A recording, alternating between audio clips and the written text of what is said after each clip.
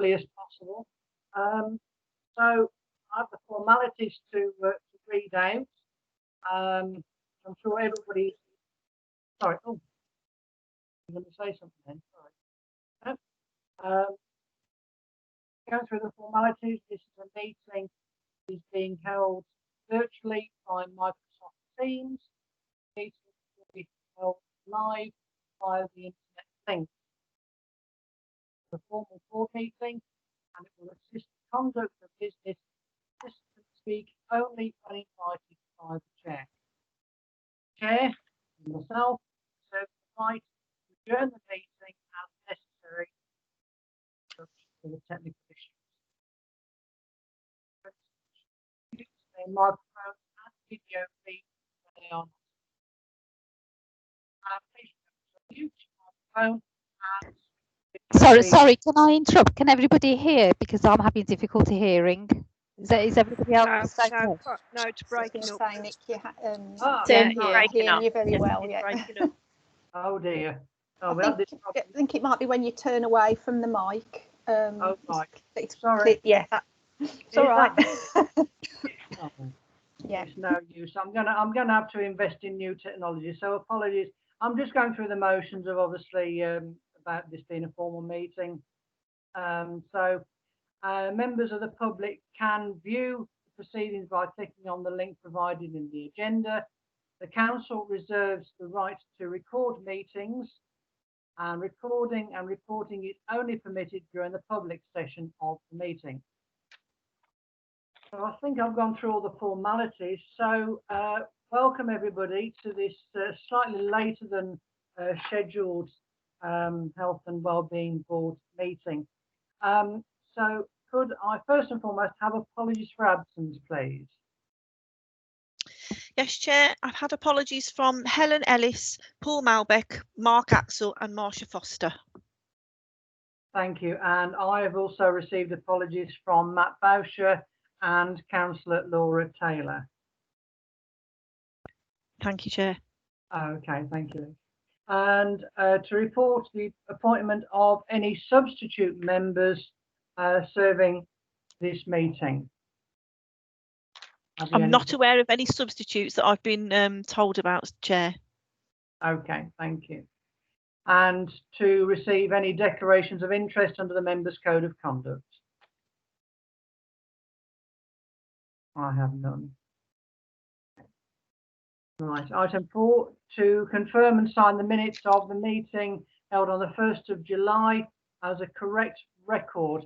Are members happy for me to sign those off virtually?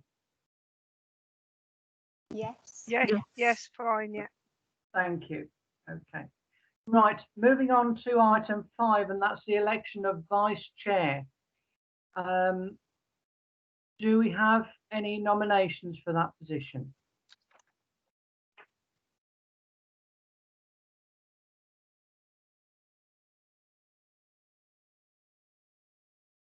Karen, sorry. Yeah, so we have one nomination, Ruth Edwards. So I'd like to put Ruth Edwards forward.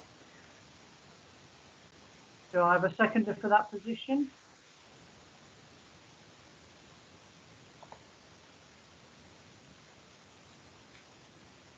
I'm happy to accept that.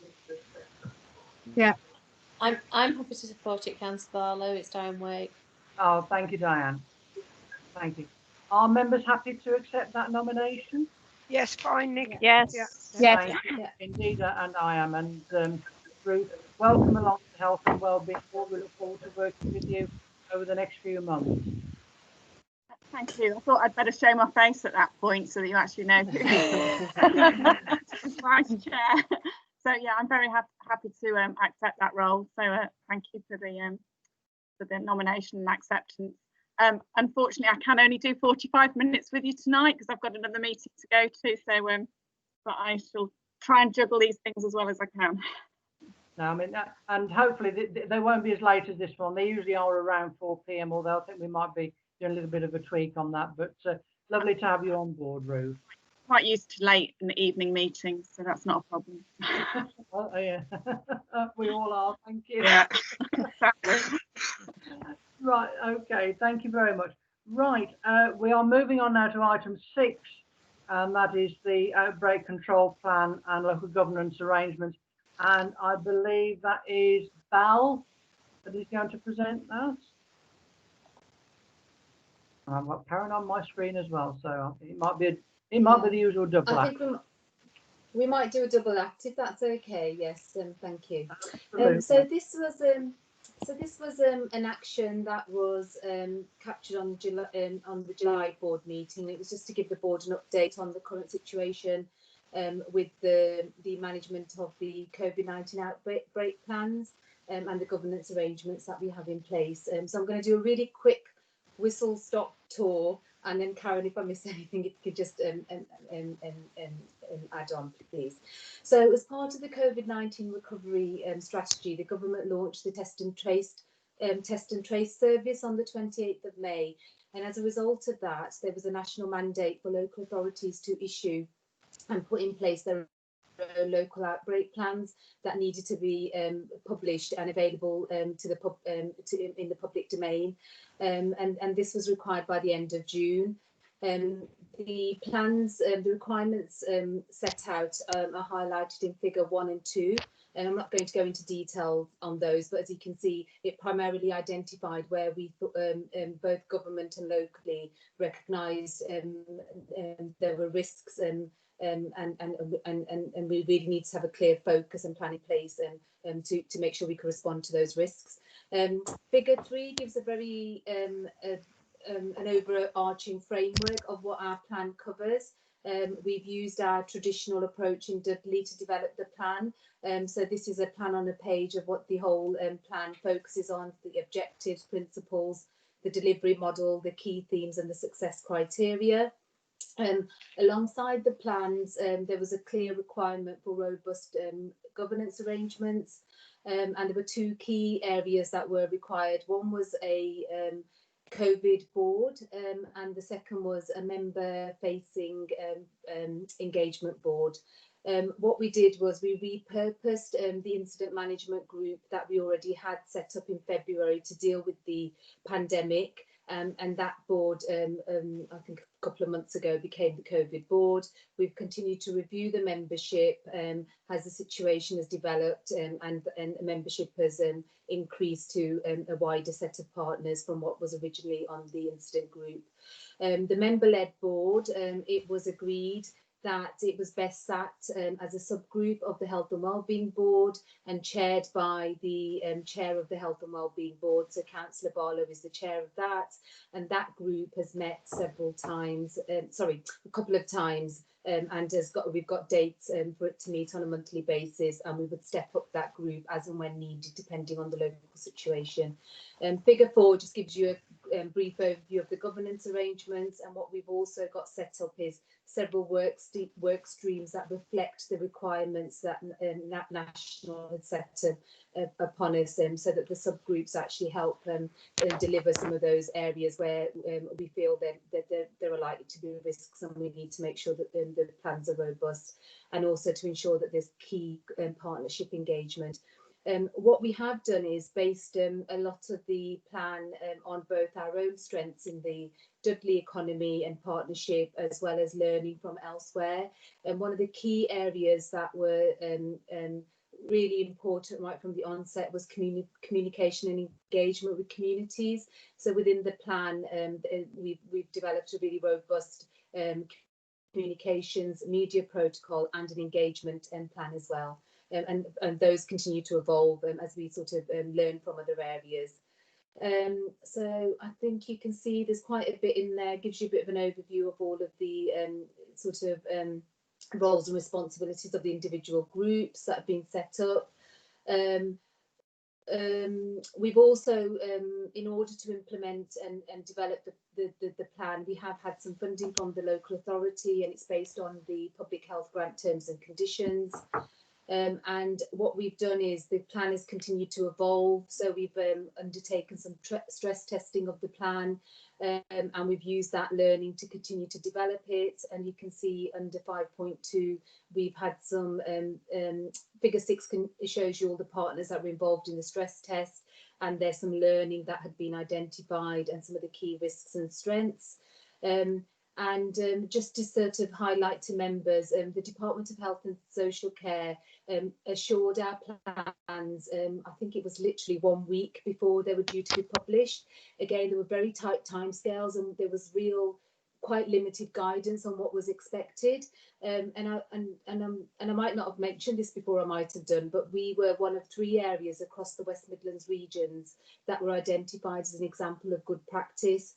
And so therefore, a week before the plans were due to be published, as was shared with wider system partners and local authorities, so they could enhance their outbreak plans based on some of the examples and learning from Dudley.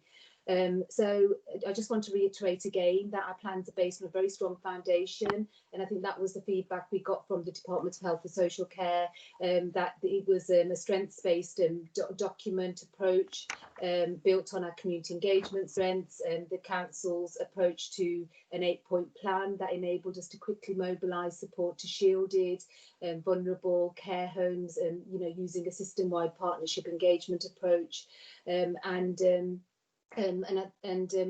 I think, and as we move forward, we've continued to evolve the plan, and we are probably one of the only areas that have got now a public-facing dashboard. And it's really important that we've been very transparent about what the figures and data look like for us in Dudley. And you can also see we've developed sort of escalation and triggers framework, so we can identify when there's particular when we need to step up or step down particular responses. Again, as the situation evolves, even all of that information is changing all the time, because what was read for us in Dudley a few weeks ago is probably now amber or green based on the national picture. So again, we're continuously updating and reviewing our plan and our response to it. And I have to reiterate and emphasise that this plan is a partnership plan. And I think one of the things we identified from the stress test that we undertook was that it felt as if that partners felt it was primarily sort of a public health lead document and response, but I think I really want to emphasize the importance of this being a collaborative plan, and that it needs to be, and it is actually supported by partners, but we just wanted to re-emphasize this at the meeting today. And Karen, is there anything you want to add that I might have missed? No, that was excellent overview, Val. You included everything and more, so thanks. Thank you. Thank you, Val. Are there any questions from members about the report? No? Yes. Chair, Oh, Councillor yes. Ridley. Oh yes, Councillor Ridley. Yes, your hand's just popped up. Sorry. Thank you, Sue. Thank you, Nick. I'm going to ask the question that's obviously the elephant in the room. There's lots of quotes in here about testing and trace. What's happened to the testing in Dudley? Why are people being asked to go to Aberystwyth, Fife, and anywhere beyond Mongolia, and not getting anything in Dudley, when Wolverhampton has got 4 testing centres plus 1 more coming online?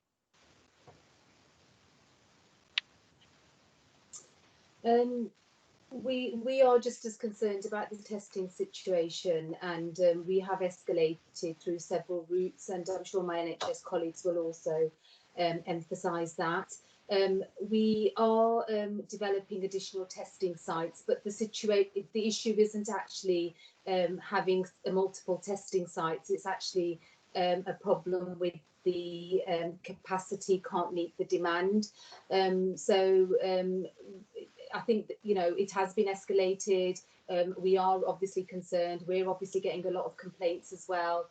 But there's dare I say, it is sort of out of our hands at a local level.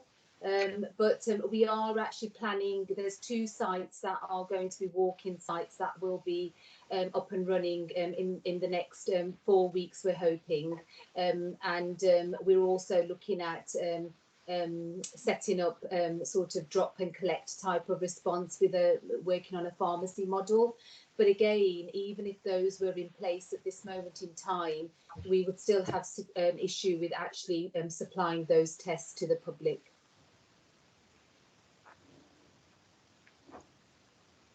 Can I add further, Nick, if you don't mind? Yes, not at all, Sue. Well, I don't hold you personally responsible for this. I know where the blame lies, but nevertheless, we have, and I'm sure Nick has as well, and we've had constituents contacting us. They want to send their children to school. They can't send their children to school because they can't get a test. They want to go back to work in the NHS and other front lines. They can't get a test. Now, while we have got, and also constituents contacting us, their anxiety levels are somewhere near the roof over this, because they just, everybody, all the instructions that are being given to people is, if you feel you have symptoms, you get a test so that you can go back, you can contribute to the economy, get your children back to school. I'm sorry, but I know it's not your fault, but you're the only person I can complain to. If number 10 would actually listen to me, I'd be down there on his doorstep telling him as well. I'm sorry, Nick, but it's getting now to a point when people are hammering on the door, wanting to know where they can get a test. And what answer have I got for them? Nothing. I can't give them an answer. And I'm sure there are other members experiencing the same. Yeah, and we're experiencing the same. It's a problem across the system. I mean, can I suggest, Chair, that it could be write a letter from the board? I was going to comment on that. I'm happy to put my name to any correspondence to wherever it needs to go, whether it's to Public Health England, West Midlands, or the DHS, Department for Health, and have it as strongly worded as possible. And I think our local MPs need to be fully cited on this, as I'm sure, which I know that they are. But again, I think we need to get that representation. I agree entirely with Councillor Ridley. It's not acceptable, you know, that this is happening. It is out of our hands. But yes, I received somebody contacted me yesterday evening about it, and they've been sort of passed from pillar to post. Yeah, it isn't, you know, the best way to deal with things by any means. So yeah, we're not having to go at you, Val, by any means. We're not. No, it's certainly from a higher perspective. Yeah, sorry, Val. Can I just add, this time last week, I did have a meeting with all of our MPs, and I did raise concerns last week as well. And since then, they've obviously been inundated, and I did follow it up with an email to all of them to again flag it up. So it is on our MPs' radar as well. But I think every channel that we can actually probably push, you know, the issue we've got would be really helpful. Okay, yeah. I accept your explanation. I'm not blaming you personally, but you know, we're on the front lines. I can't go out my door without somebody actually saying, you know, what's happening with this test system. Yeah, no, I completely concur. Support you, Sue, on this one. You know, and yeah, so again, yeah, I will gladly put my name to send off a strongly worded communication to wherever that needs to go. Ruth. Yeah, just to reinforce the points that it's very much a problem for us as well. In primary care, we have the same issues that you're having as counsellors, with patients contacting us to try and get a test out of nowhere, and you know, they're just not there. And I gather it's a problem with the reagents, that there's a shortage of that, and so even if the labs have got capacity, unless they've got the reagent, they can't process the test. And so I know Diane has got tier 1 testing for NHS staff, but actually we haven't got it for primary care staff. We're having to go through tier 2 as well, as do a lot of the care home staff. So we have escalated it through STP regionally and nationally as well, like all of you have. So we share your pain. Indeed. Oh, it's very frustrating. So, thank you, Ruth.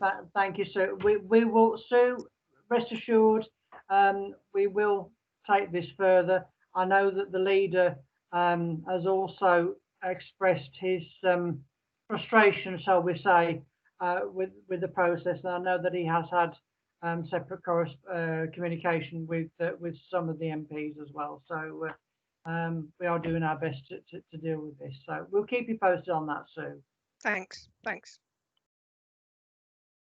So bear with me as I go back. I'm not sure what the recommendations are. I'm having trouble toggling my screen. Somebody can advise me. I think we're so just to note. It was to note and comment on the contents of the report. That's fine, thank you. Are members happy with the contents of the report? Yes. Thank you, Sue. Yes, I mean, I have to say it's been a very robust set of documents, and with the members' toolkit as well. I think, you know, it's sort of, you know, leading by example, a great piece of work that's been done by officers. So, Val, Karen, thank you very much for everything that you're doing on this. Can I also say, Nick, thank you very much for the updates that we keep getting, because obviously people are looking to us. You know, first question somebody says to you is, well, what's the rate like in Dudley? And you have to go, it's nothing compared to our neighbours at the moment, we're fine. But thank you for keeping us updated. No, I absolutely agree with that. You know, the fact that we're getting those briefings as and when, you know, demanded. So, you know, it is extremely helpful. And just gives us a little bit of reassurance at the moment that, you know, we are in a, you know, we're in a better position than some of our neighbours, and hopefully that will continue. Yep. Okay, right. Moving on now to item 7, which is the engagement update, and I see that Julia is ready and waiting. Thank you, Nick. The flash report that's been circulated is just an up-to-date summary for you of where we're at with the community engagement. It really builds on some of the points that Bal made in her report just now. But as we all understand, the community engagement is critical in this phase of the crisis. And whilst the first phase during lockdown, we were focused very much on getting key messages out to communities, the focus has shifted now to using the networks and the communications and the relationships that we've built up over the last couple of years to engage with communities to try and find out more about what are the issues for them in terms of adhering to guidelines, what are the sorts of barriers they're coming up against, what are the things that will stop them from using test and trace, stop them from social distancing and so on. So what we've identified are some of the things that we've been doing that we would share with you around this aspect of the work. I particularly wanted to draw your attention to the 3 key strands that are being used. You might remember from the previous meeting, we were suggesting that we should have what we called a big conversation with our communities and our voluntary sector colleagues around what we've learned or what we need to learn from the first phase of the crisis, what went well, what communities valued. And actually what we found when we went out to talk to the voluntary sector was that was going to be impossible to do in one big conversation. So what we've actually identified are 3 key strands that we're using throughout this approach. The first are, again, I think we mentioned at the last meeting, we'll be setting up or launching a programme of COVID community champions. This is based on a really successful piece of work that's been done by Newham, and some of our colleagues in Dudley have just recently had an online training and development session with Newham to learn from what they've done to inform the development of this approach. But what we'll be doing is asking anybody in the borough, anybody in any community to sign up as a COVID community champion, and to be our eyes and ears really out in the community, to receive the latest advice and guidance from us, to share that with anybody in their community, and critically to give them an opportunity to feed back to us in terms of what is and isn't working within that community. So we're hoping that will be launched within the next few weeks, and we're hoping that as many people as possible will sign up as champions. The second strand is using key influencers, and this is particularly important with young people, is to try and find people in communities that are respected by their target audience, and to use them to give power and support to the messages that we're trying to get across. Our comms colleagues have just recorded a number of videos to start this process. I think they've videoed a parent, a head teacher, some members of the faith communities, to actually talk about what's really important and why it's important for their particular cohort to adhere to the messages and guidelines that we're putting out. And then the third is working with existing groups and networks to find out what they think about where we're at the moment. What are the issues? I've just heard about some of the issues to do with test and trace, but what are the barriers that are likely to stop them from adhering to the guidance, and really getting an insight into how we can do this together. So this whole engagement approach is very much about using what we've been doing already in Dudley, which is not dictating to communities what needs to be done, but is actually working jointly with them to co-produce a way forward, to share the responsibilities, to share understanding, and to learn from each other. So the way that we move this forward is to set up a community engagement group, and so we've identified a whole list that you can see in here of priority groups that need to be targeted around engagement, and we've identified a lead for the first 6, I think, of these. We were given some national guidance on which groups we should be using from PHE, but from taxi drivers onwards, those are local ones that we've identified that, in addition to the national recommendations, we have a particular need in Dudley to focus on those. So the situation at the moment is that those leads are out in communities, starting those conversations with these priority groups. And critically then, that feedback will be crucial for us in terms of how we tailor any comms and engagement work for the next phase, particularly during the winter months. Looking at the major concerns and risks, if I just move down to that box, we were understandably concerned about return of schools and colleges for so many reasons, and already, you know, we've had all sorts of issues and problems around, particularly with schools. What we're doing is providing as much support and as possible to head teachers and their staff around helping them with the issues that are inevitably cropping up as schools return.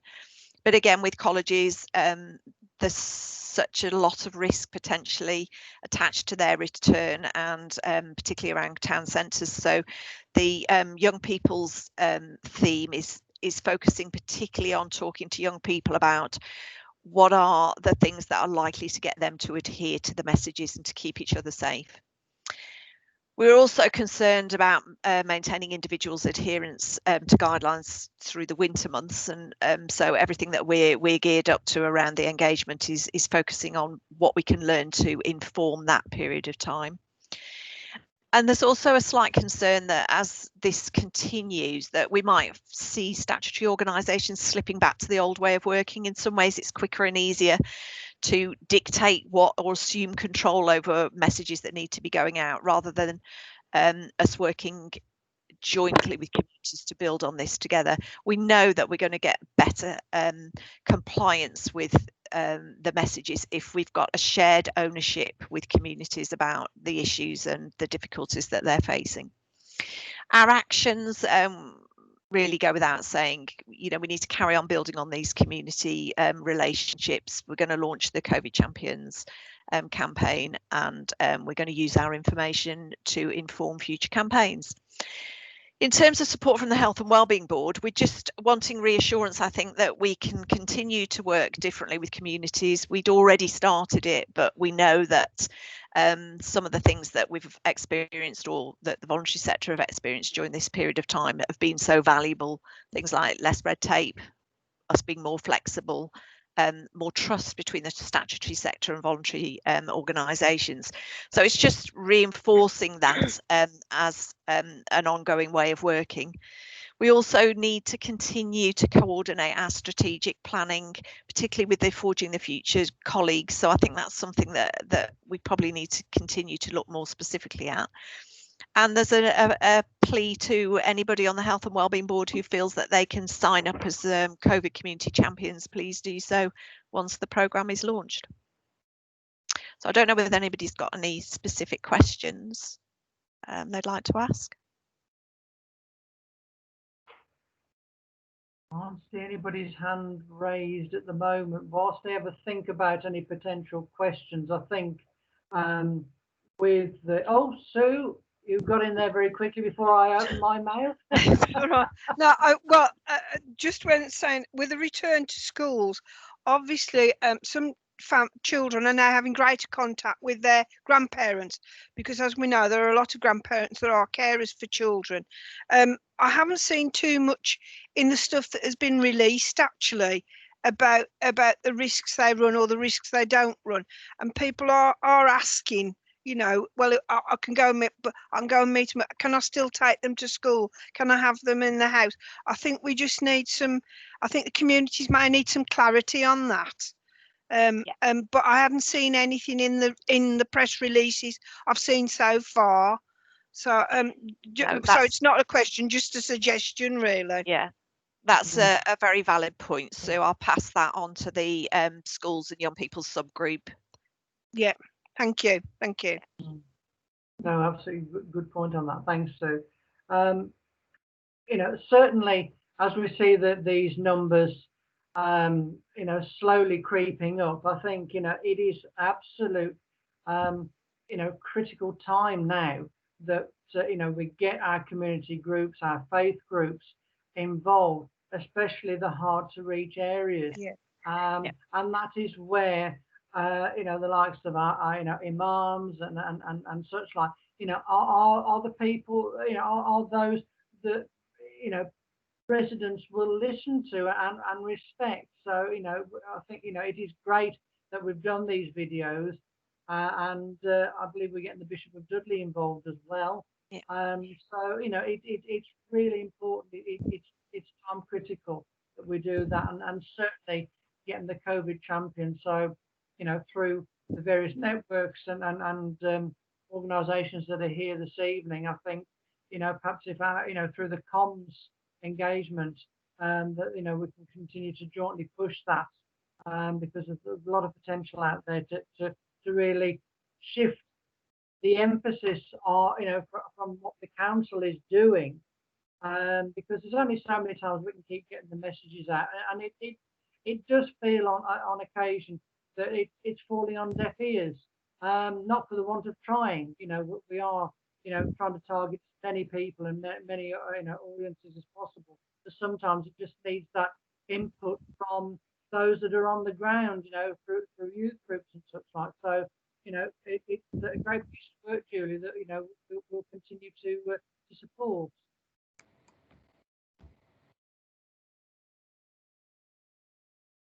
I see no other hand showing. So, hang on. Sorry, Steve Hayward. Yeah, it's just a quick question from myself, Councillor Barlow, through you as chair to Julia. Julia, are you happy if I circulate this report to Safe and Sound, this community safety partnership, and then if anybody does want to come forward as a community champion, who should they send their name to? I think initially, Karen, would it be, could you just confirm this? Would it be Kate or Jodie from Public Health? It would be Kate Edwards. Kate, yeah. Lovely, thank you. I know a lot of work has gone in through the test and trace subgroups as well, but I'm just thinking in terms of wider partnerships, we might be able to reach some that we haven't yet reached. So thanks for that, Julia. Thanks. Yeah, so what I'll do is I'll contact you outside of this meeting, because I think there's some more information that we can actually give you to share with your colleagues that will give you a bit more background. We're looking specifically for contacts in communities and in local organisations that we can use as part of the engagement process. So you could probably help us with that, I think. Okay, thanks, Julia. Yeah, we'll catch up outside the meeting. Thank you. Okay. Lovely. Thank you, Sue. Thank you, Julia.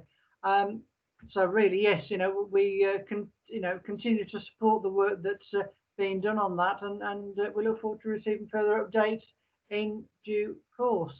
Thank you, Julia.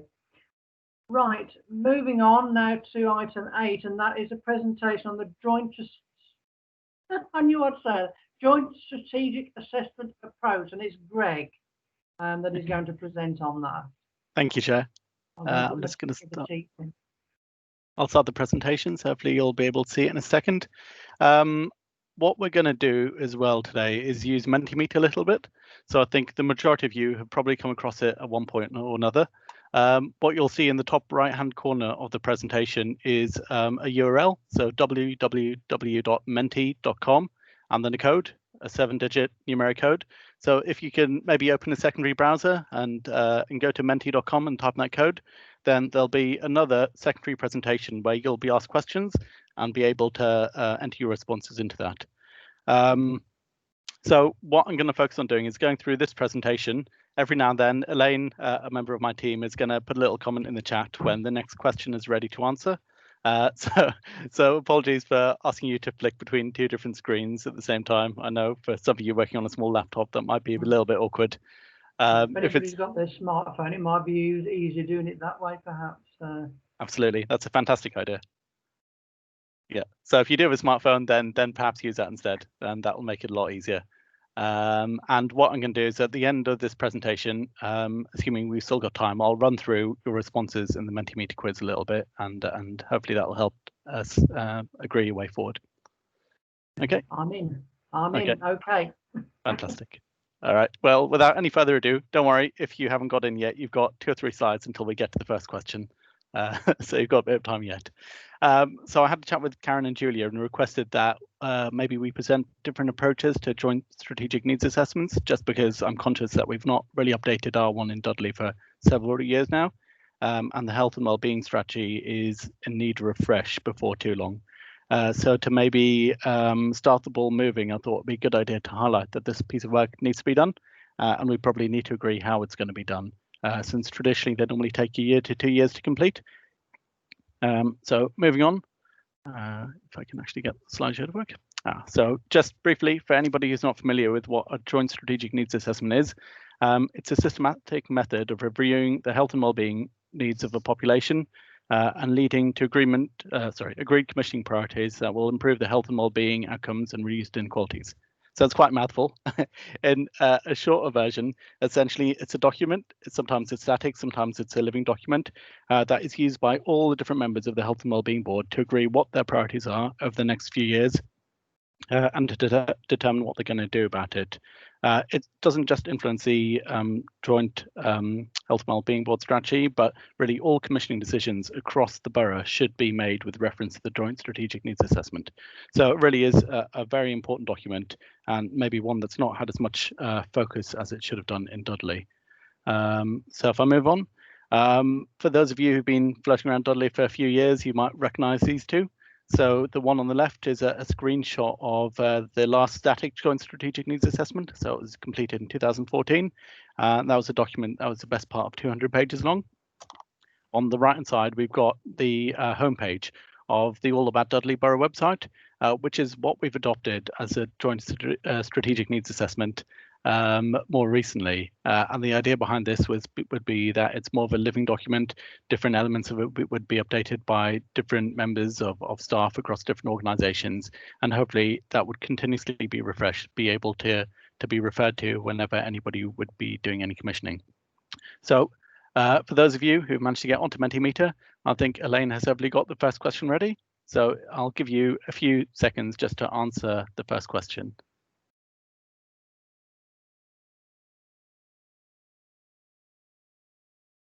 Okay, it was only yes or no, so I'm hoping that was enough time for you.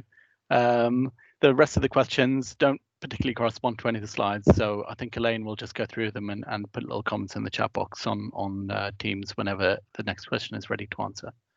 So moving on, So since the last official JSA guidance was published back in 2013, there have been a whole raft of changes which will influence maybe how we should approach doing a joint strategic needs assessment. The first one was the development of ICSs, integrated care systems, which has a massive impact on how health inequalities across the borough are dealt with, and how the NHS infrastructure and local authority infrastructure are organised to deal with that. More recently, there's been the NHS long-term plan.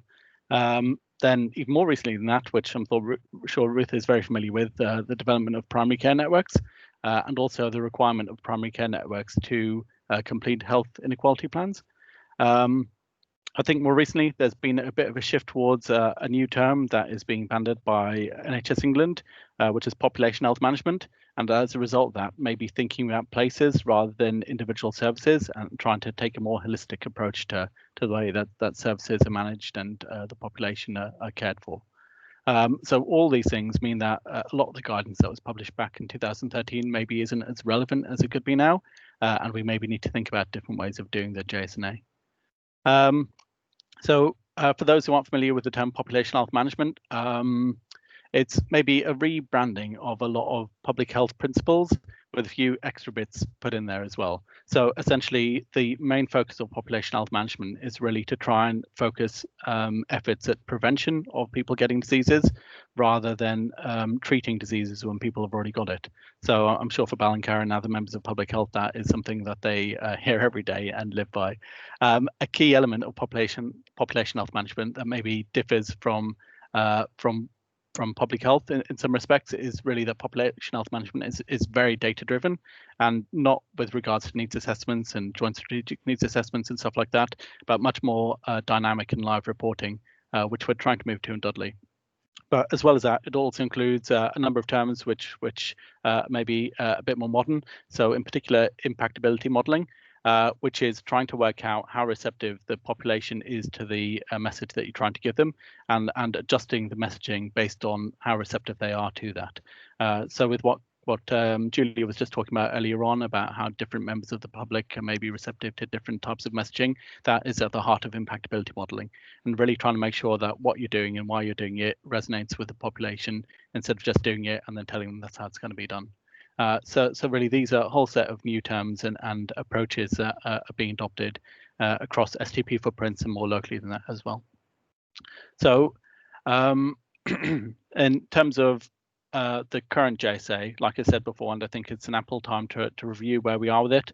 I think it's also really important to reinforce what JSNAs are there to do, and maybe how they haven't managed to do that in Dudley over the last few years, which we'll probably come upon when we review the Mentimeter questions. So really, going back to what I said at the beginning, it's meant to influence all commissioning decisions across the health and wellbeing sector in a local area, especially in local authority and the CCG, but really influencing the way that the police and fire services and voluntary sector operate as well. I think we've probably got a really good opportunity to try and make sure that the new JSNA, how we do decide to do it, can tick all those boxes and be a lot more useful than it was beforehand.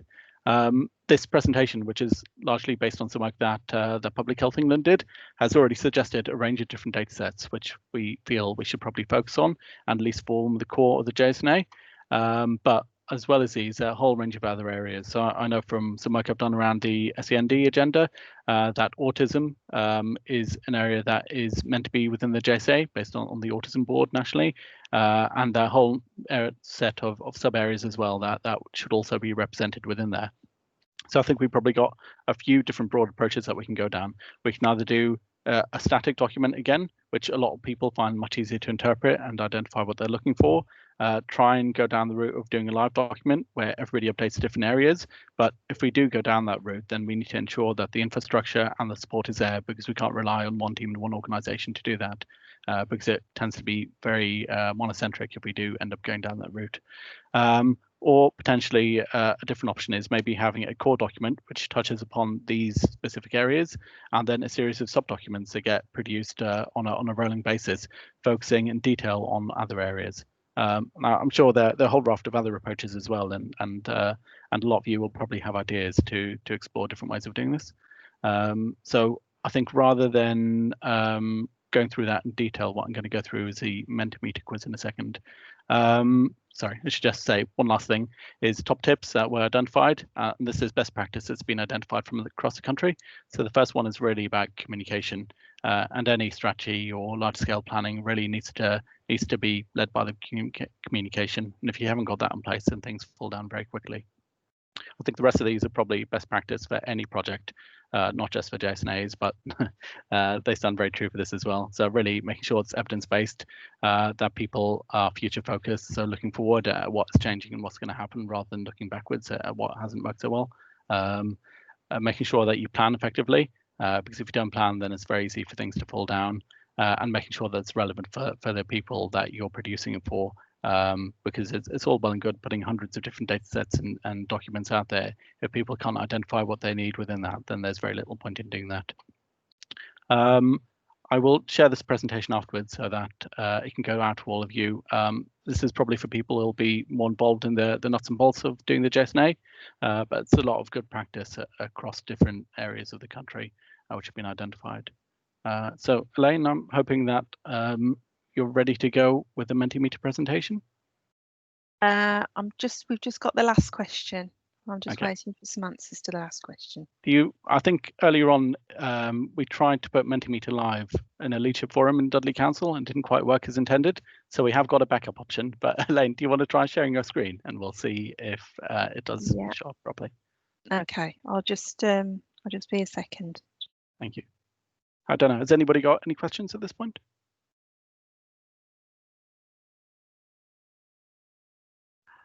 Greg, I haven't got a question, but it's certainly it was a refreshing change to have this sort of quick Q&A approach. I think it was very refreshing. So thanks for that. I think Mentimeter has a good use in these sort of meetings. So I think we ought to use it more often. Neil, you've got your hand showing. Thank you, Chairman. Wasn't really a question, just a couple of comments, please, if I may. The JSNA is something that I've used quite regularly in terms of writing plans and so on and so forth. And there's a number of things that strike me about it. I think the more it can be a live document and the more it can be refreshed and kept up to date, the better. I think to do that, then we almost need a team of sort of technical specialists who can work alongside Greg. And I think we need to recognise that the JSNA is actually a statutory responsibility for three main partners in the system: the CCG, the Director of Adult Services, the Director of Public Health, and the Director of Children's Services. So we need to think about how best we can contribute to that.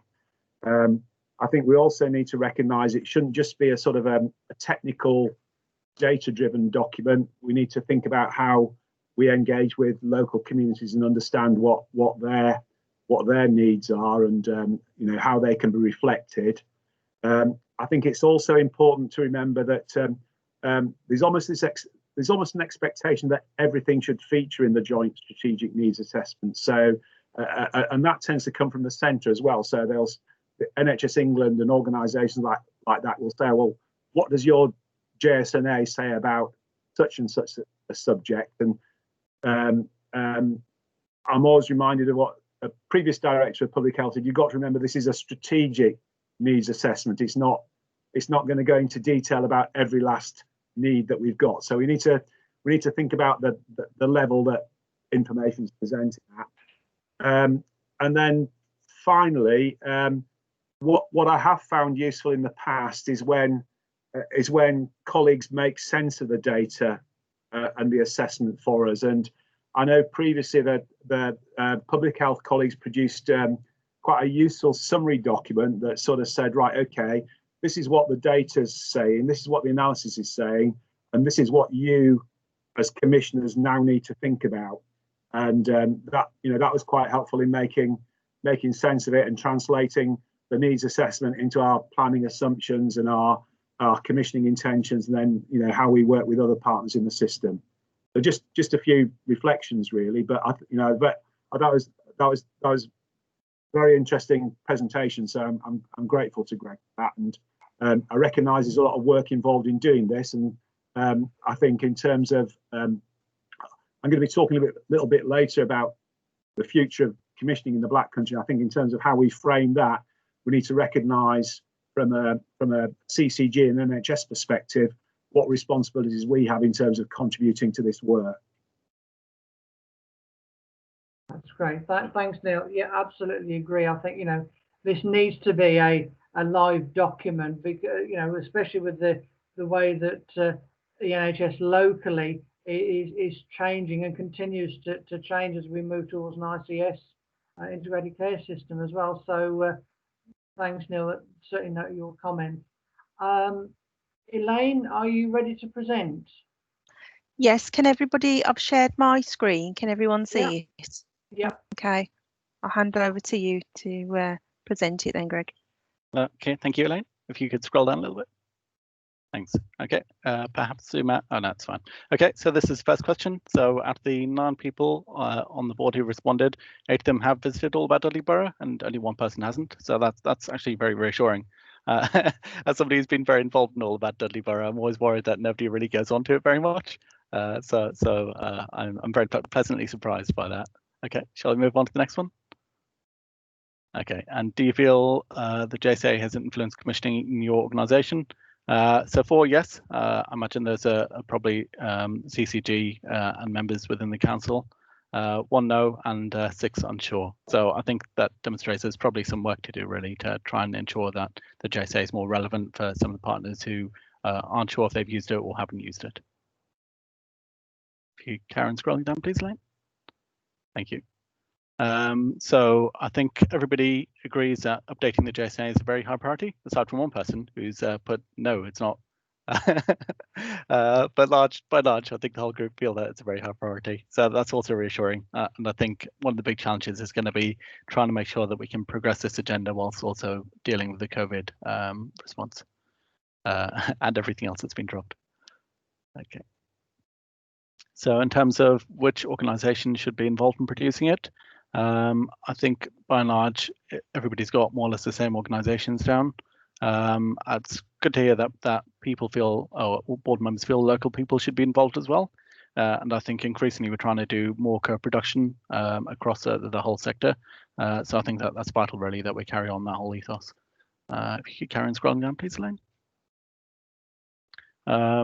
So I've got quite a mix here of different approaches. So 1 person said static, 1 person thinks a series maybe smaller chapters, a collaboration. So I think we'll probably need to explore what is meant by that in more detail, and a live document. So I think at this point we don't need to make a decision, but it would probably be very useful if the board could agree how they want to take this forward, who they want to lead on it, who's going to be part of the working group to ensure this gets delivered, and maybe if they're happy to delegate that decision to the working group, or maybe ask the working group to come up with a series of proposals and refer that back to you guys to make a final decision. I think that's probably a fairly reasonable way forward. I think there's 1 more question. Is there, Elaine? Oh, no, that's it. That's the end of it. So hopefully this has maybe helped get this back on the radar a little bit, and maybe emphasize that we need to start thinking and planning around how we're going to do this, and the rest is over to you guys. Thank you very much. Thank you, Greg. Members, does anybody want to come in and make any observations or comments on the presentation? I think certainly we do need to start looking at how we can move this forward now and refresh it. And perhaps we need to have a separate. Oh, Karen. Yes, it was just to say that obviously at the last board meeting we did say that we'd be looking at the sort of the impact of COVID at the local level. So this will form part of the JSA work as well, because that would perhaps be what, a chapter or part, it's part of that process, because that's going to obviously it's going to show quite an impact over the now in the next few months. Yeah. Wow.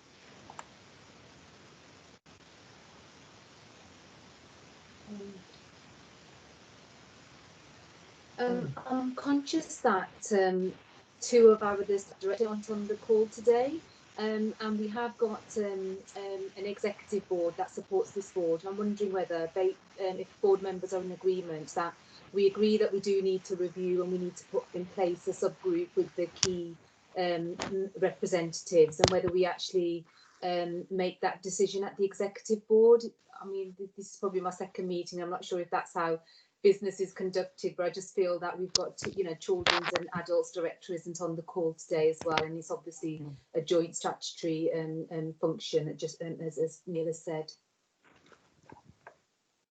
I'm happy with that approach if colleagues are. Take that up with the executive and then bring it back Yeah. to the next Yeah. meeting. Yeah, that seems like a good idea. Yeah. Thank you, Val. Great. Very useful presentation. I think certainly the population health management, seems to be the thing of the moment, and certainly has a lot of potential to be utilised further within, within the council and certainly within public health. So, great presentation. Thank you very much, Greg, and thank you, Elaine, for your technical input as well. So, Neil, it is over to you and the futuring of commissioning in the Black Country and West Birmingham. Thank you, Kevin. I'm going to try and share my screen.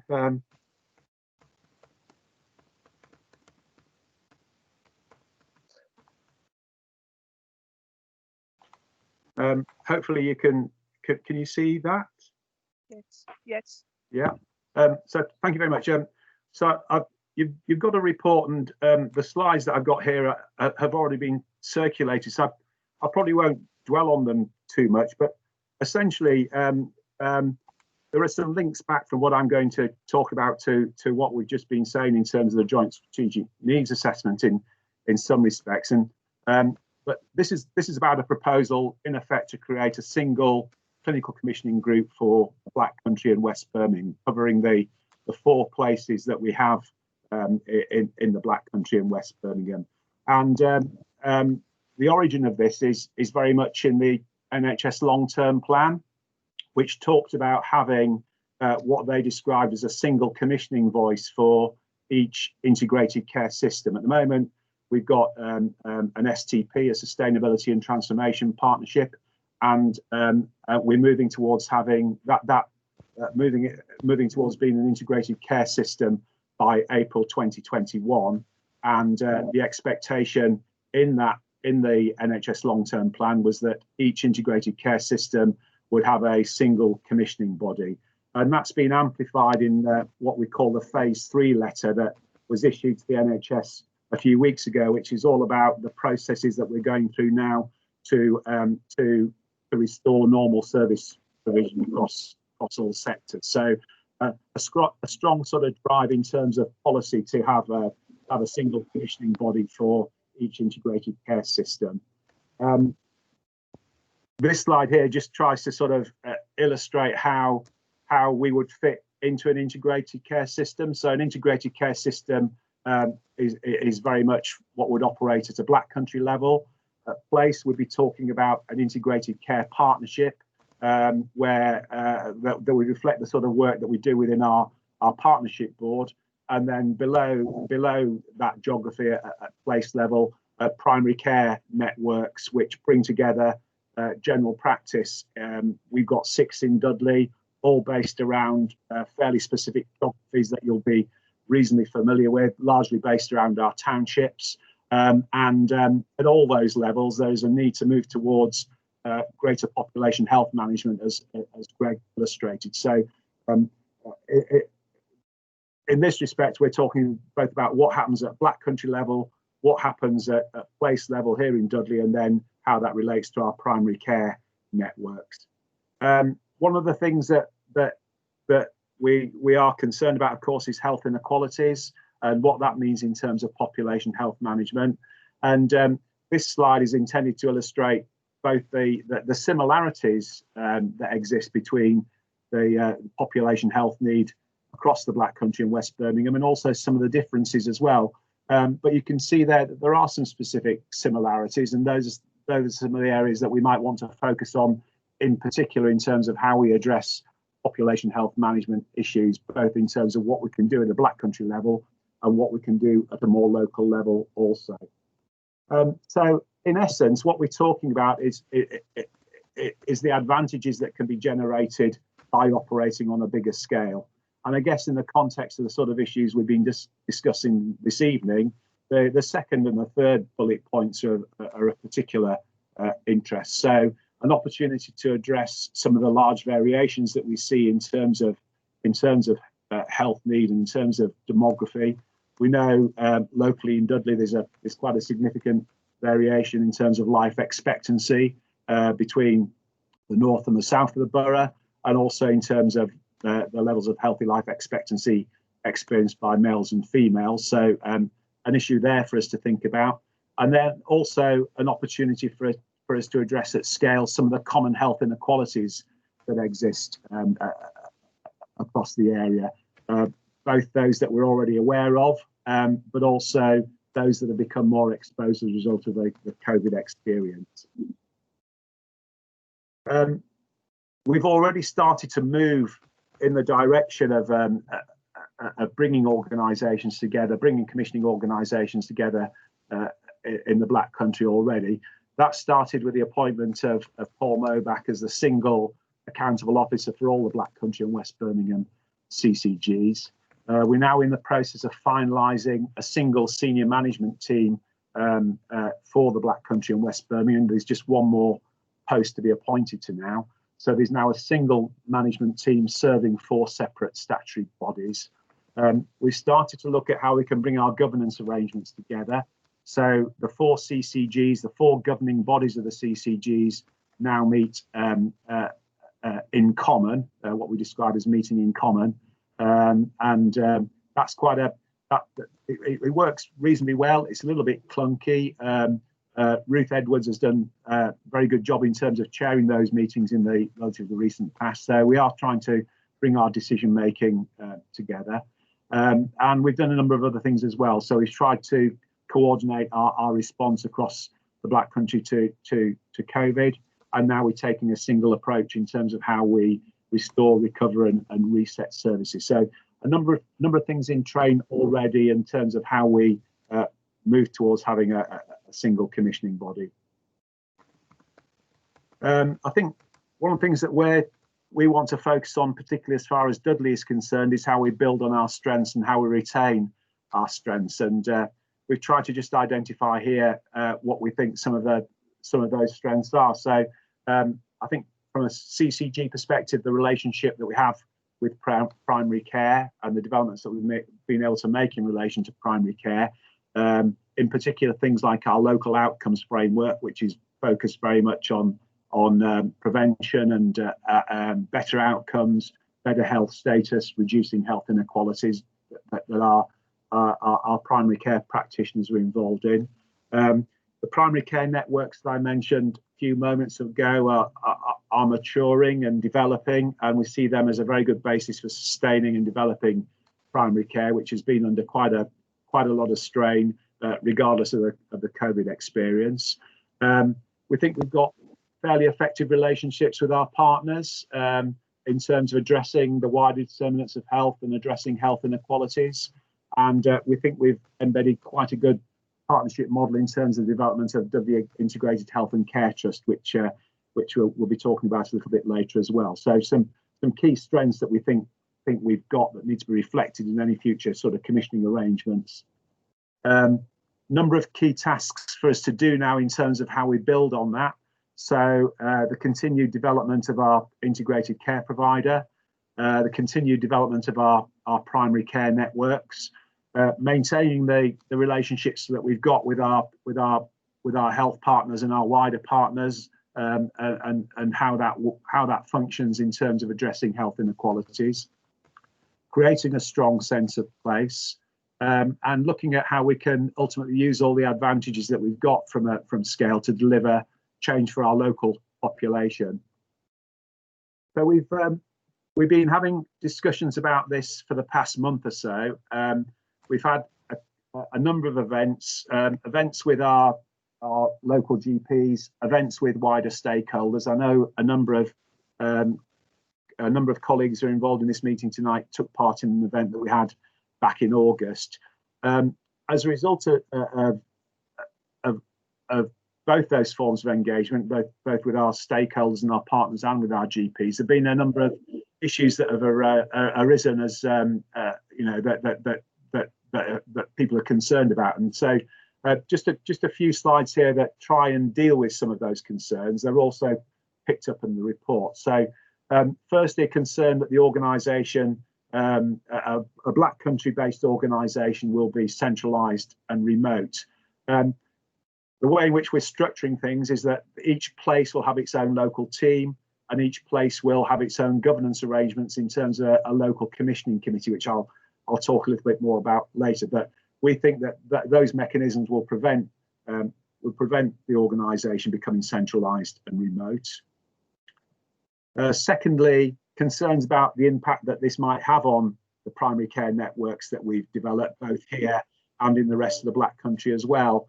And I think the point that we're trying to make is that primary care networks are very much here to stay as part of the national GP contract, so they won't be affected at all by any proposal to change our commissioning arrangements. And for us locally, they're a fairly fundamental piece of our machinery in terms of how our integrated care provider develops and how we sustain primary care in the future. So we would very much want those to continue, very much want to see them thrive. One of the big advantages of CCGs is the way in which they're clinically led. Our governing body has a clinical majority, and I think there's been some concern that clinical influence might be lost. The way in which the governance arrangements would be constructed is that GPs would still be represented on the main governing body, and as I mentioned, the local commissioning committee would also have a clinical majority as well. So we will be very much retaining the degree of clinical influence and control that exists at the moment as part of the governance arrangements and all the advantages that brings in terms of clinical development. Some concern that performance might be affected if we're part of a larger organisation. I think it's just worth pointing out that all 4 CCGs in the Black country are rated as good by the regulators, and so there's no reason why that level of performance cannot be retained. I think there might be some misconception about performance in other areas, but clearly the ratings from the regulators are all good.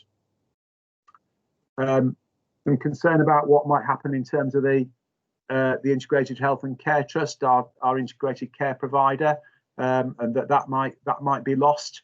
The development of place-based models of care and integrated models of care are very much part and parcel of what is contained within the STP plan. All parts of the Black country and West Birmingham are developing a model along some line or another. Not all along the same, not all taking the same approach as us, but in each part they are developing an integrated model of care. So that they're very much part of the infrastructure. And for Dudley, we're looking to entering into a 10-year contract with our ICP. So that's certainly going to be here for some time to come. Issues around money, finally, some concerns that our resource is going to go and be spent elsewhere. The fundamental issue here is that we're going to retain current levels of expenditure in each of the 5 places and look to consolidate and build on that in the future. So no plans to move money from one part of the system to the other. And I think what we're trying to stress is we still want a strong Dudley voice in whatever arrangements exist prospectively. So, as I say, Dudley representation on the overall governing body, a strong local commissioning committee, and what I hope will be a strong local management team as well. And we're currently in the process of constructing the rest of our management structure, and Dudley will have a team that's very much focused on Dudley.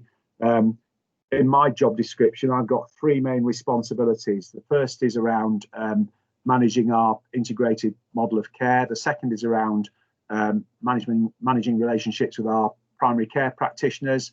And the third is in terms of maintaining relationships with wider partners. And that team will be very much focused on that and very much focused on the sort of issues that this Health and Wellbeing Board is interested in.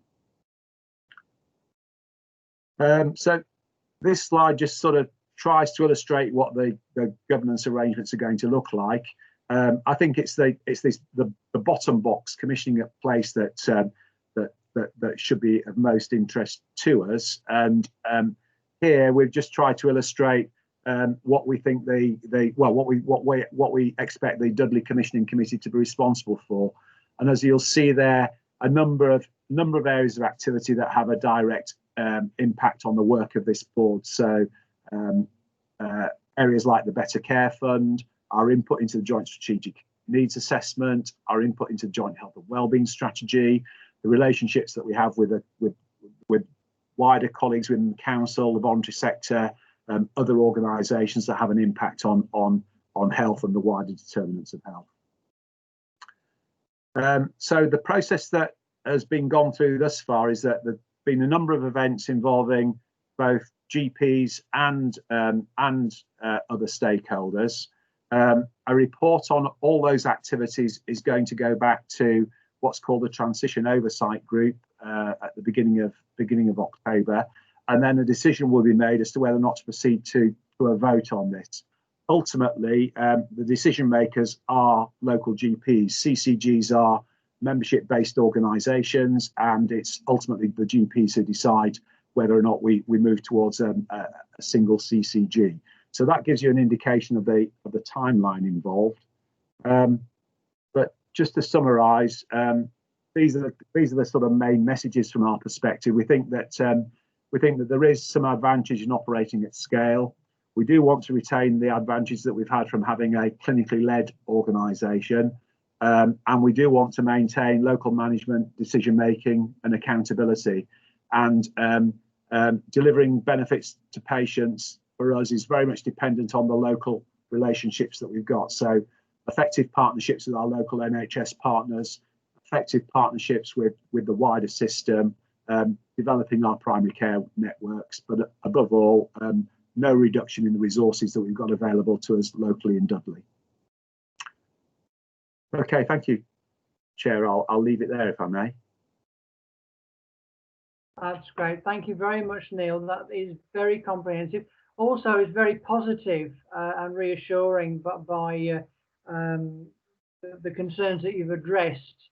I think there's always a worry or a concern that when an organisation is absorbed into another one, that you lose the localised element of it. But certainly having a Dudley Commissioning Committee within the wider trust, I think that that is is a good thing.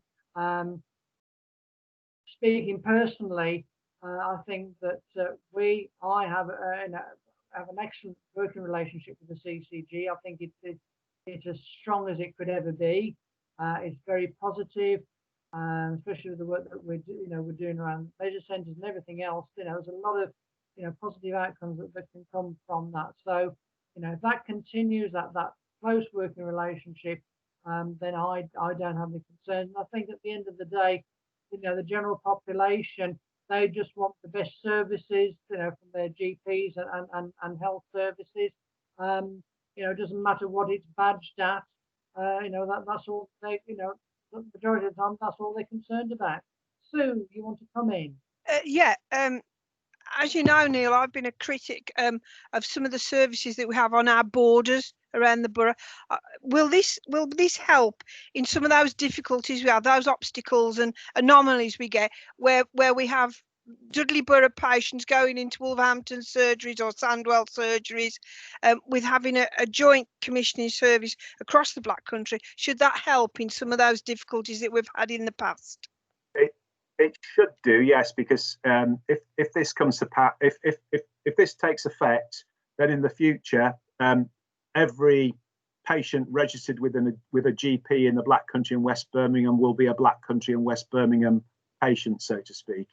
I think sometimes the issues that we face are more to do with our with other local government partners rather than the NHS. So often instances, particularly with services like mental health services, where you might have a Dudley resident who lives in Dudley, but he's registered with a GP in Sandwell or Birmingham, and their healthcare responsibilities are Dudley responsibility, but their social care responsibility is the responsibility of Sandwell or Birmingham or what have you.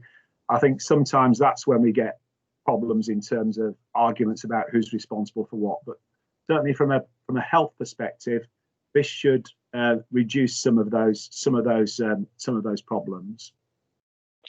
Thank you, Neil. You have my support then if that's what's going to happen, because that has been well, it's often part of casework that we get trying to solve some of these obstacles that we have to patients getting the care because their GPs are over the border or vice versa. So thanks for that.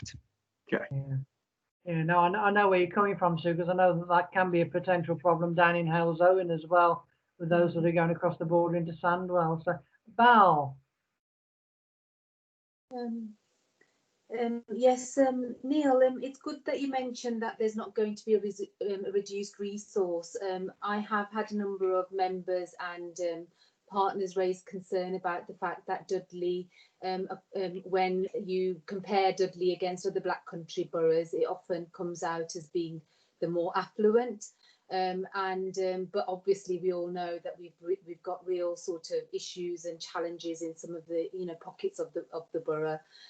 So I think that I just wanted to raise that concern with you, that the worry would be in the longer term that some of that resource then gets taken out of Dudley and maybe moved into areas where there's felt there's a greater need.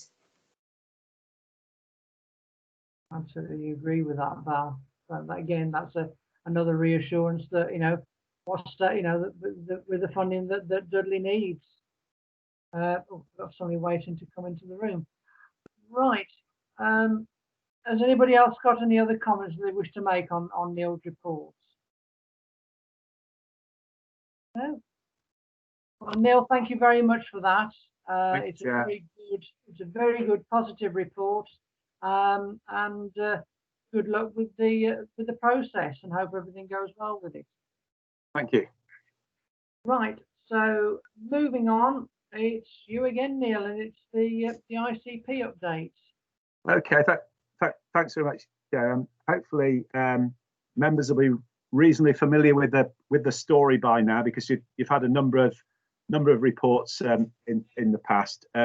I took a similar report to the scrutiny committee yesterday evening, and I'm conscious of the fact that not all elected members are as familiar with it as perhaps we have. But the report that you've got this evening is essentially the same report as Val and I took to the scrutiny committee yesterday evening. We just wanted to bring you up to date in terms of where things have got to. So I'll just cover three main areas in essence, if I may. So just a reminder of the process that we've been going through, where we've got to now in terms of the development of Dudley Integrated Health and Care NHS Trust, and then what the next steps are in terms of getting to a point where their contract is in place. And I just noticed that Chris Weiner, the medical director for Dudley Integrated Health and Care Trust, has joined the meeting there. So Chris may want to have some comments as well as we proceed. So just in terms of process, reminder that you'll recall some time ago we agreed that we wanted to develop this particular model of care, an integrated care provider. When we first set off on this journey, it was called a multi-specialty community provider, and since then the terminology has changed. It's now called an integrated care provider, to bring it in line with the form of contract we're going to use that's mandated nationally. and that change in terminology originated from a report that was produced by the House of Commons Health Select Committee when they did a review of these issues a couple of years ago now. So we now refer to it as an integrated care provider. When we started, we were very much influenced by a number of the issues that we've been talking about earlier in the meeting. So how do we respond to health inequalities? How do we respond to the needs of a growing elderly population? How do we deal with the demands that are being placed on the system, demands being placed on secondary care, demands being placed on primary care? And the conclusion that we came to was that we needed a model of care that brought together services in a way that they hadn't necessarily been brought together in the past, that brought together services that deal with both people's mental health needs and their physical health needs, and that draw in services that the voluntary sector is responsible for, and bring in services that colleagues in Public Health commission as well. And there were three main themes that we were trying to use to inform that process. What we described as access, continuity and coordination. So trying to provide services that enhance people's access to services, so they access services in a timely manner. Trying to make sure that people with things like long-term conditions experience proper continuity of care, and trying to ensure that where people have got complex care needs that require the input of more than one organisation and more than one service, and those services are properly coordinated. And that was all brought together in the proposal that we agreed around the integrated care provider. And we went through a procurement process and agreed to award a contract for that particular service, for that particular set of services over 2 years ago now. At the time, the whole thrust of this was to create a new organisation that was going to hold that contract. As you may recall, originally the proposal was that was going to be a community interest company, in effect created by the main health organisations in Dudley. That didn't prove possible primarily because of reasons related to VAT, and we agreed we needed to create an NHS organisation to hold the contract. And we eventually got to a stage where the organisation to hold the contract was going to be an NHS trust. That NHS trust was established on the 1st of April this year as Dudley Integrated Health and Care NHS Trust. And that, in effect, we were able to do that almost fortuitously because of the arrangements that were coming into place at the time, whereby Dudley and Walsall Mental Health Partnership NHS Trust was merging with Black Country Partnerships Foundation Trust to create a new organisation, which we now know as Black Country Healthcare NHS Foundation Trust, which is the Black Country's provider of learning disability and mental health services, as well as children's community services specifically for Dudley. So we now have an organisation in place that is ready to be awarded the full integrated care provider contract. That organisation, as I say, has been operating since the 1st of April this year. The process that they were going through from a regulatory perspective to enable them to hold the contract stopped as a result of COVID. The organisation decided they wanted to put their processes on hold and contribute to the COVID response. So as we sit here today, Dudley Integrated Health and Care NHS Trust is formally established as an NHS body. It's got an interim management team, and it's got a board with non-executive directors on it. And at the moment, it's responsible for two particular services, psychological therapies and primary mental health care. During the COVID period, it's also took on responsibility for running our primary care Red Centre. And now the next step in terms of the development of that organisation is that from the 1st of October, it's going to take on responsibility for some further services. And those services are a number of primary care services currently provided by general practice, and also specific responsibility for providing what we describe as primary medical services for the High Oak practice population. In addition, on the 1st of October, a number of CCG staff are going to transfer to the organisation as well. That was all part of the original proposal. What we need to bear in mind is that the organisation isn't just a provider organisation in the sense that we might understand historically. It also needs to carry out a range of tasks which historically would have been carried out by a commissioning organisation, by the CCG. So we're transferring a number of staff to the organisation to enable it to do that, and to enable it to build up its capacity and capability to finally take on the full integrated care provider contract.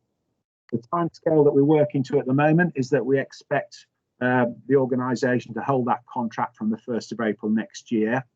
The next step that we have to go through are the formal regulatory processes run by NHS England and NHS Improvement. There are two aspects to that. First, what's referred to as the integrated support and assurance process, which essentially is a process which at the next stage assesses whether we've conducted the procurement appropriately, and carries out some assessments of the Integrated Health and Care Trust themselves. Then linked to that, what's called a transaction review, which is a review of the ability of the organisation to actually hold a contract. So we anticipate being able to submit all the documentation for those processes by the 30th of September. Those processes take about 3 months. So by the time we get through to Christmas, we hope that we've got through those processes, and we'll be then into the new year and finalising the arrangements for the organisation to hold its contract. So this is quite a busy month from a couple of perspectives. We've got a couple of weeks to sort out all the arrangements that need to be put in place to submit the documentation for the review processes. And then in addition, as well as starting to take on responsibility for the additional services I mentioned a few moments ago, Dudley Integrated Health and Care NHS Trust is in the process of negotiating its 2 main subcontracts with Dudley Group Foundation Trust and Black Country Healthcare NHS Foundation Trust as well. So quite a lot of intensive work going on at the moment to try and finalise those arrangements. So essentially, that's where we've got to, Chair. As I say, we hope to be through the next set of processes by Christmas, and then hopefully when we're reporting back to you in the new year, we'll be talking about how the organisation is gearing up to take on responsibility for the full contract. Thank you. That's great. Thank you very much, Neil. That's again another very comprehensive report. Good to see that the progress that is being made with the new trust. So again, all seems to be going on track, and we hope everything goes well with it. Chris, welcome to the meeting. Thank you for joining us. Members, any comments or that you wish to come in on with this report?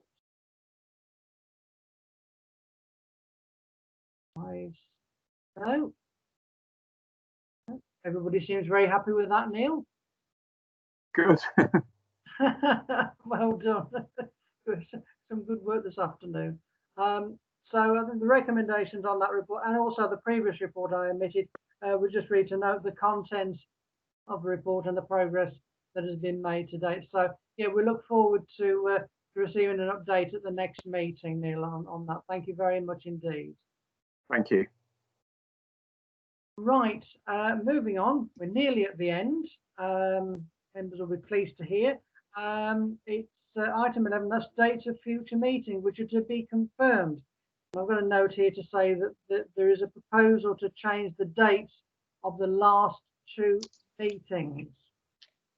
Karen, is somebody going to come in and explain why? Yes, it was to make it easier for Dr. Ruth Edwards to, being as she's now vice chair, to be able to attend the meetings, because I believe that Wednesday, sorry, where are we today? Thursday evenings aren't, or was it Wednesdays? Are the next 2 Wednesdays? God, whichever day it was, aren't helpful. You know, she's got other commitments.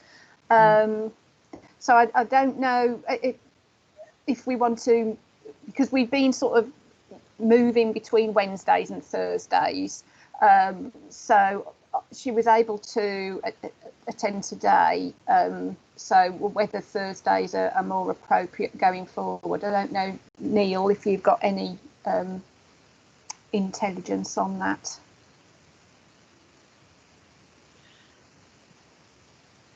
I'm sorry. I know that Thursday Ruth does have some clinical commitments, but I'm sorry, I just can't remember at the moment. We'll pick it up outside of the meeting. I think if through Democratic Services ourselves and Ruth and if she's got a PA, we can work something around that to alternate between Wednesday and Thursday based on her commitments, and obviously commitment of other members as well. So absolutely, yeah. We will notify members accordingly on when the next meeting is. So, right, here we go. Item 12, to consider any questions from members to the chair where 2 clear days notice has been given to the monitoring officer as per Council Procedure Rule 11.8. None, Chair. I'm glad to hear it. And on that note, I thank you all very much for your attendance, and we'll see you at the next meeting, whenever that may be. Thank you all. Enjoy the rest of your evening. Thank you. Thank you. Thank you all. Thank you. Thank you, Chair. Bye. Thank you, Val. Well done. Bye. Bye. Bye, everyone.